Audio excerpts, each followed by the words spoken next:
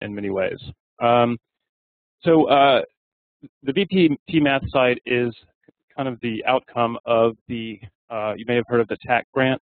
The VCCS got a good amount of money, about $24 million to pursue 7 strategies. One of them was kind of completing developmental education. And a small part of the funding in the grant was kind of a very nondescript passage that said, here's some money to create online resources for developmental math. And that was the guidance that we had to go on. And the interesting thing about the TAC grant, if you didn't know this, and the reason, really the reason I'm involved in it, because I'm not a math person. I don't think you are either, Greg, right? Failed every math course I ever took. Thank you.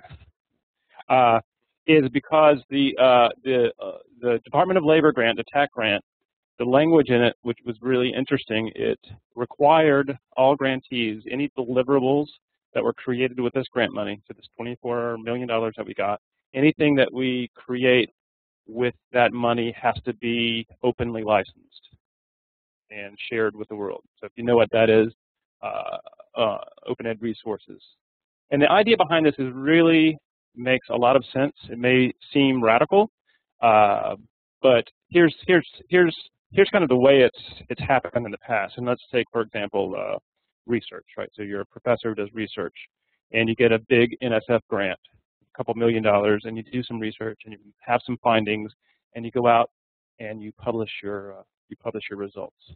So to get those results in a peer-reviewed kind of quality publication means that you have to kind of sign over your rights to the publishing company. And so what they do is take your work and they package it and sell it back to your university for really steep prices, right? And so what the idea here is, well, why if taxpayer money is paying for this, why can't the taxpayers have access to what they're paying for? And that's the idea behind this TAC grant, is that you're using taxpayer funds, give the stuff that you create back for free to the taxpayers. And we have these mechanisms for doing this now, which is open licensing, Creative Commons licensing. If you've seen me before, I've probably talked about this, and I'll talk about it more, but not here. So that's why I got involved, is how do we do this? How do we create an open resource for this developmental math redesign that we've done? And you want to throw anything here, Greg? Or I guess you good. Greg says no. So the way this works is there's a great team of folks, including Jane Serbasek, who's sitting right there in the gray coat. What would I say? Gray pantsuit, gray outfit.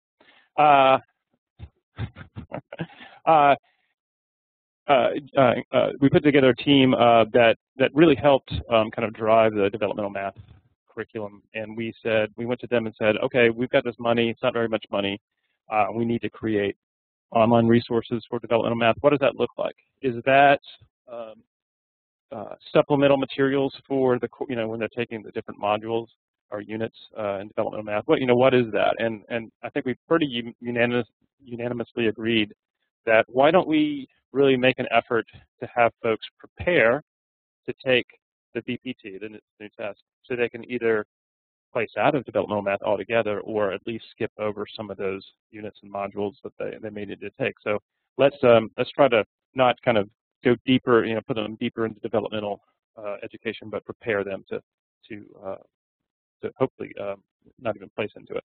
And so we decided to design these resources specifically around the VPT, Virginia Placement Test. And so this is the result.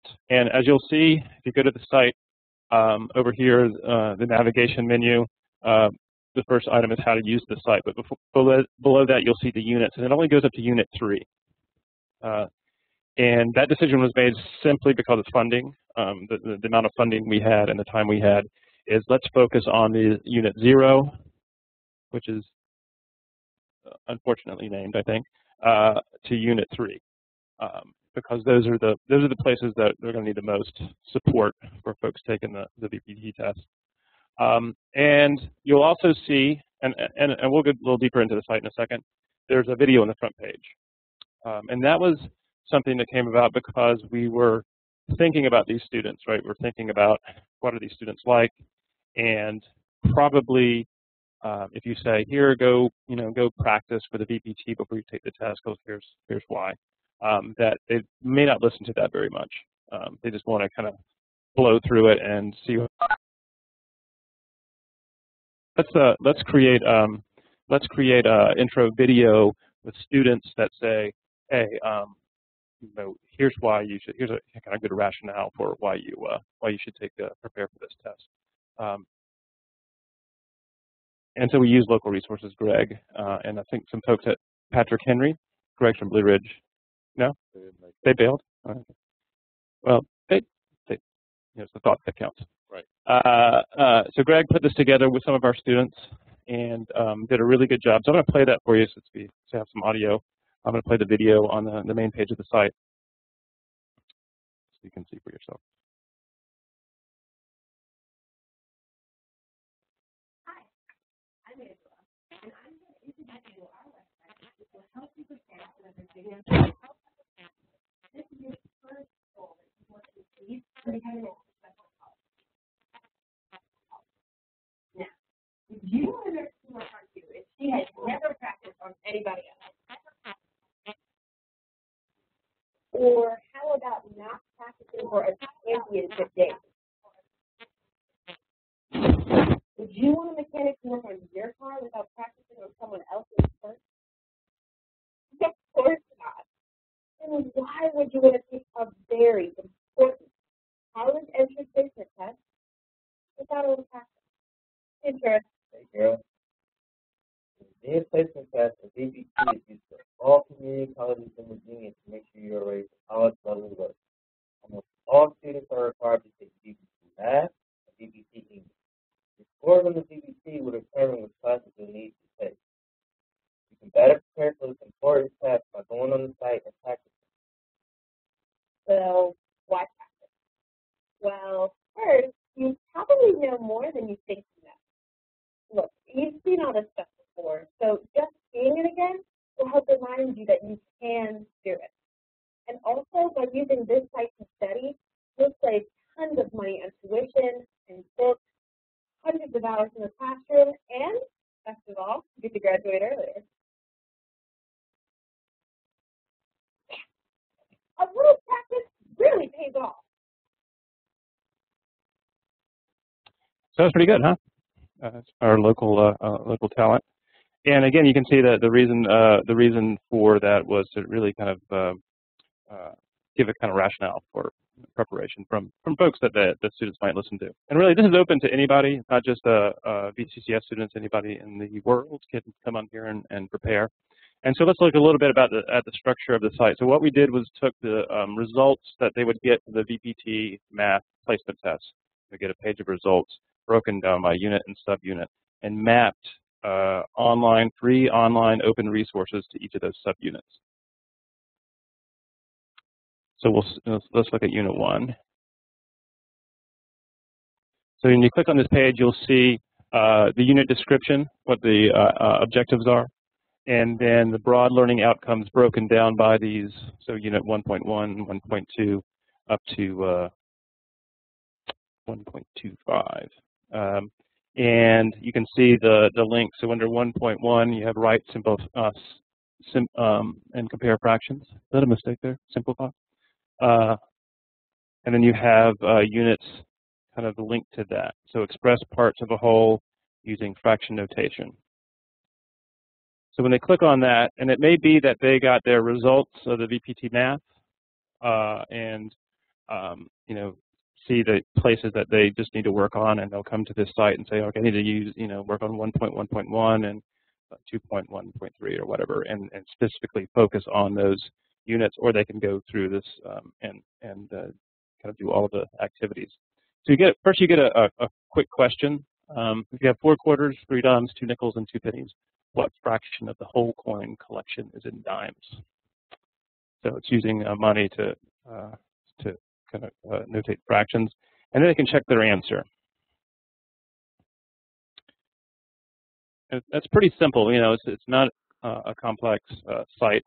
It just tells you what the answer, and then they can decide whether they want more help on this. And what the DMIS team, the math team, did is find those resources that would align with these specific skills and vetted them, checked them out, and made sure they were kind of, correct and high quality. So for this, there's a YouTube video. I won't play this whole thing, but you can just see that this is what the students will see. Or from Utah State, and some of these unfortunately have like plugins and things like that that my Mac isn't best suited for. So let's go back to express repeated factors using exponents. So again, you get a kind of a quick quiz. And I don't know if you want to say something here about mathematical notation, but Well, in general, and my role in all this was to work with the team to kind of humanize and then webify this thing. So the challenge whenever you're dealing with math, and I assume we have a lot of math folks in here, is that math on the web, of course, is problematic. I don't see that changing anytime soon. So when I first got involved in this project, I was very excited, to be able to make a website to help people pass the math VPT. And let me take a quick aside here. I was a fine arts major. My undergraduate is in fine arts, so I really did not pass any math classes, which was ironic because my dad was a high school math teacher for like 38 years. So that gene didn't get passed on for whatever reason. But that also helps me look at this kind of stuff very objectively. And the issue is that, as you know, you can do simple things like 3x 3 is equal to 9. You can do that on the web, but once you start getting into equations and things, that doesn't work. So the challenge for me was both A, to display math, and B, to make it accessible. One of my hobbies is making things accessible. And I think once you get out into the world of Creative Commons, to do something like that that's not accessible is problematic. So each of these has a tooltip. If you hover over it, notice that it tells us which resource we're dealing with. But more importantly, if you're using this with a screen reader, that the screen reader will actually say 3 cubed times 5 squared. And I got that right, I think.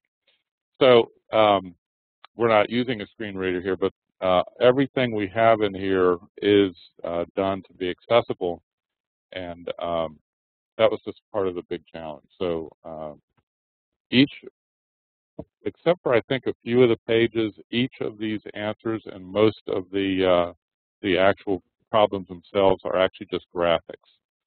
And I copied them right out of the VPT practice. Someone here that knows about all this better than me, but there's a set of practice exercises that all these came from. So the bottom line is I'm the web guy, this side of things, and I can't undervalue the work of the team, and to say that this really is a math site made by math people. Richard and I had nothing to do with the content, which is probably a wonderful thing. So there's a lot of good math behind all this. So we did use quite a number of resources a number of times. Under the how to use this site, you can see there are several that are featured from just kind of YouTube as a kind of platform for videos that teach math, these different math modules, to Khan Academy. Have you guys heard of Khan Academy? Anybody not heard of Khan Academy? Tell me now. Okay. Or NROC. Have you heard of NROC? Okay. So NROC has basically an entire developmental math course that's online. It's pretty robust and pretty much well done. And we've used a lot of their resources, which are Technically, in a limited way, open, if that makes any sense. They haven't really released their stuff under a Creative Commons license, but do provide it for kind of open way. So we had to work a little bit out with them, and then some other like MathVids was another resource that was used by the math team putting this together. So we kept coming back to kind of these same sites that had the high quality stuff that really matched to the objectives. Yeah, and again, this is, and Richard did cover it earlier, but I can't stress the amount of work that the team, the math folks did. And that was probably the most difficult aspect, my guess would be, for the team. Would you agree? And that was vetting, going out and finding. When you start thinking about how many of these resources, how many problems there were just in these first 3 units, that every one of those, they went out and found 5 or 6 resources that are just available to everyone on the web, and then actually looked at them and evaluated them, from a mathematical standpoint and from an ease of use standpoint. A whole lot of work behind that. So it's pretty basic and simple, and that's pretty much it. The other kind of interesting piece of this is, it's still a work in progress, as I said earlier, both in that we have an error reporting form, and we get some really good feedback for whenever you're linking to web resources, there's always a chance that they're going to change the URL, just or remap some resource, and that's going to break your link. So that's hard to support. We both have other jobs to do, and so aren't kind of really able to vet all of the different links that are on the site and make sure that they're up to date. So we actually get a lot of great tips from users, and these are students as well as faculty members who say, hey, it's a broken link, or hey, why don't you try this, or I had trouble with this, and are able to kind of direct our attention to those particular errors or suggestions. We have a question here, but before we get to that, I just want to mention that there's a good chance that those errors are my errors, because this site, again, with only 3 units, I lost count, but it was over 240 pages, web pages, that I had to put together and link to each other and then link back. And I'm kind of an old guy and I'm only human, so I think we've had 2 or 3 errors so far. 1 or 2 were mine and 1 or 2 were bad links. But as Richard said, the important thing about this is, since we're not monitoring this thing daily, the users, it's almost a crowdsourcing thing. Crowdsourcing. Hey, did I just make up a new term? Anyway, the users themselves help us. If they find some link that died, they'll tell us. And the beautiful thing is, I have the database. It's a huge spreadsheet of the original links that the faculty evaluated. I can go out and use another one that still works, in other words. And we have a question from Ellen. Sorry, I don't know if this is 100% relevant, but this is only to report bad links, but you just found a typo on it looking at it. So is there a way for people to report typos that they see on it? Perhaps I should change the name of this forum to just Bad Stuff Forum. But people have done that. So it doesn't, even though and that's probably a good idea to kind of make it a little bit more general, like comments. Yeah, but people have put in there, hey, it would be great if we had this, this, and this, and it made suggestions and even posted links that they suggested. Well, we might be getting some of that through the evaluation. Yeah, evaluation, that's right. Let's look at that, actually. But anyway, good suggestion, thank you. And that typo, by the way, I don't know who's responsible for the VPT math help, the thing that we copied, but that typo must be in that document. So all I did was copy and paste out of the VPT preparation, whatever that document is. Back to the primary source. Yeah, but whoever knows about that might want to let whoever put that together know. Yeah. Mm-hmm.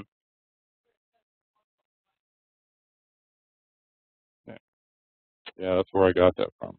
So, there's an evaluation piece here. You can actually rate the usefulness of the site, why they visited, if they're registered at a college, how old they are. So, we're not really assessing folks here. although that would be nice. And when we,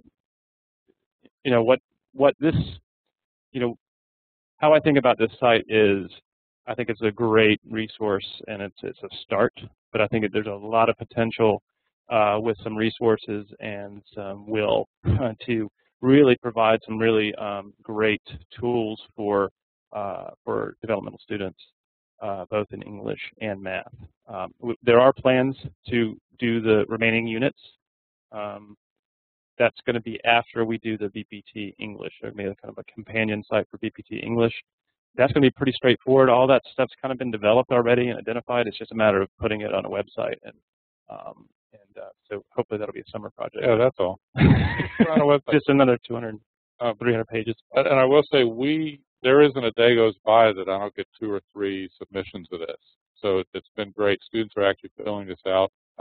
We've using already hundreds of this and giving us some helpful suggestions. Elena?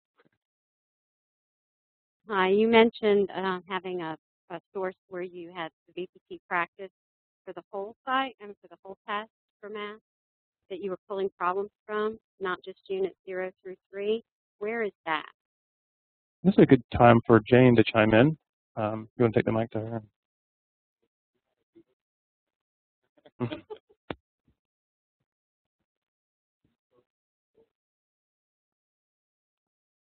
Inside of the curriculum guide that was originally made is a list of problems for each of the objectives, which is where the team, brought that in to see. A lady from Kristen Barrett from Virginia Western made an answer key to all of those problems, and that's a PDF document that has been sent to each of the campus implementation leads to post on their website. So maybe since you're raising the question, maybe we need to resend that, and I will do that. Yeah, I would see an online assessment where students can go on, like, take an assessment as to how their skills are. And there's a VPT practice. Yeah, but assessment. is it online with the response of how well they do? Yes. It's not a PDF? I don't know what that is. It?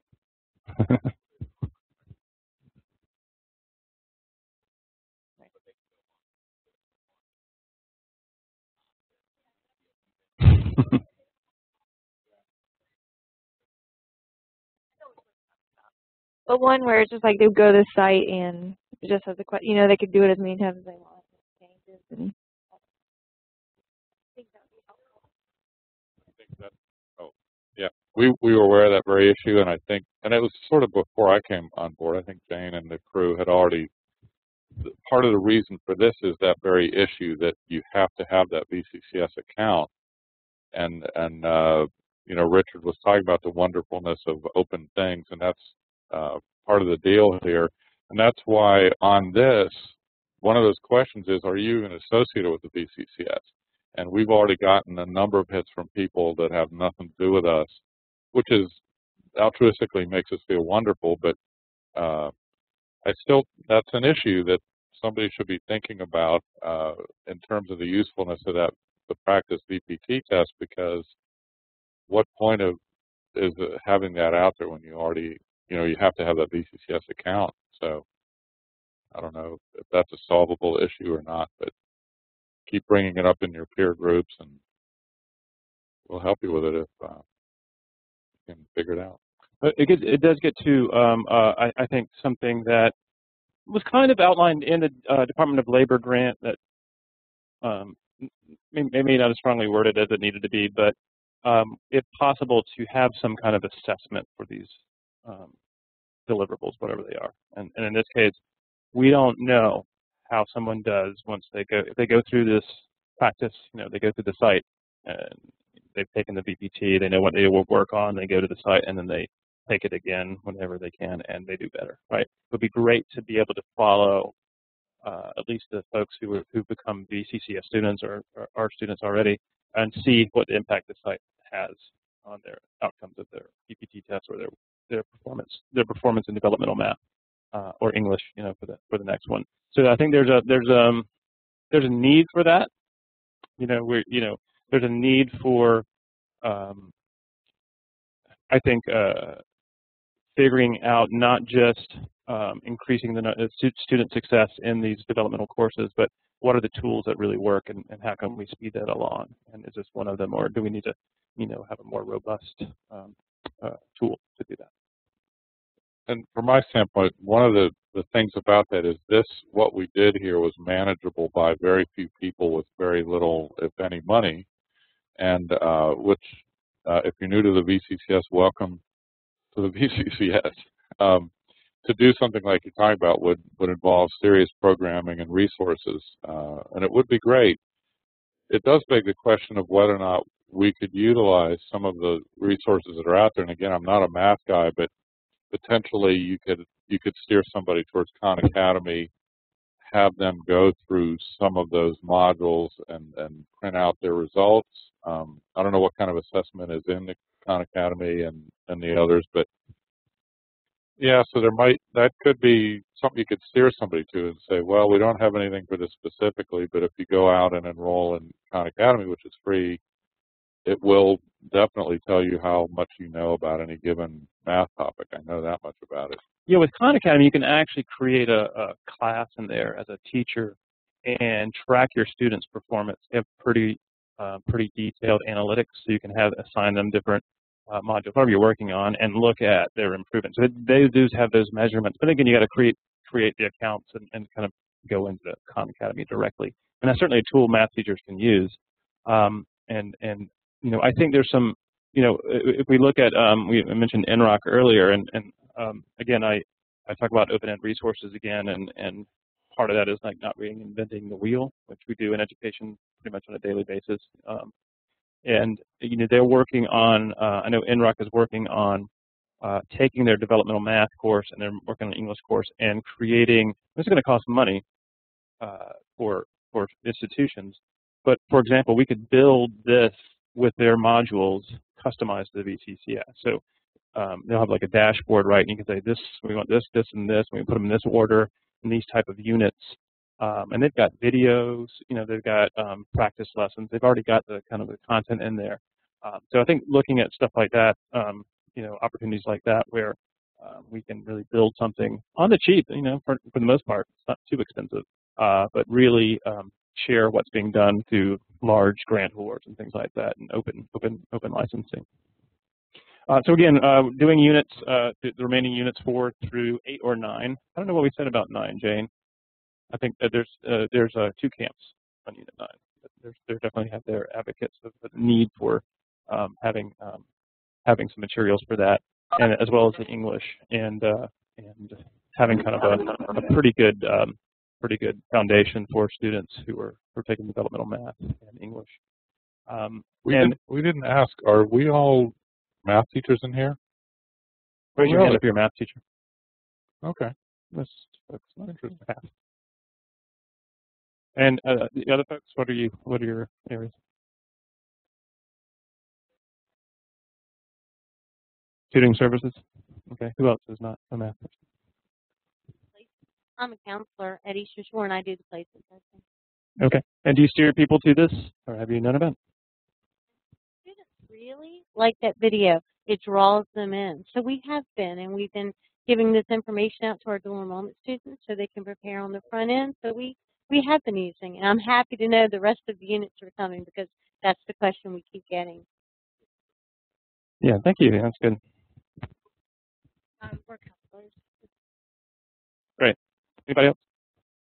Okay, so we got some counselors in here, and that's one of the things that we're a large system, and seems to be a common complaint is just getting communication about this stuff. And is it linked to your web pages? Do your counselors know about it? Do your students know about it? And so it's great that you're here, so you can make sure that at your college at least this resource is out there and being shared and being used. And there's feedback forms on there, so if you have any ideas or suggestions for it, again, we would be grateful for you to share those. So that's what we got today, unless you have something else Greg, or if anybody has any questions. Bringing up the video again, I do need to offer a minor correction when you brought up Patrick Henry earlier. Megan Healy, who's half Patrick Henry and half System Office, I'm not sure how that works, but actually was a huge help. And the video, I don't want to take total credit for because we actually looked to the math folks for the script as well. So I just kind of got some students and shot it. But that was, there's math even behind that video. So it was the instructor saying, this is the kind of thing we think that would appeal to students. And apparently they were successful. So I will pass that on to them. Especially there were 3 or 4, I think, that worked on that script. Kristen and Megan particularly. Definitely. So thank and we you used for Google noticing. Docs, which was the presentation before this, if you were in it.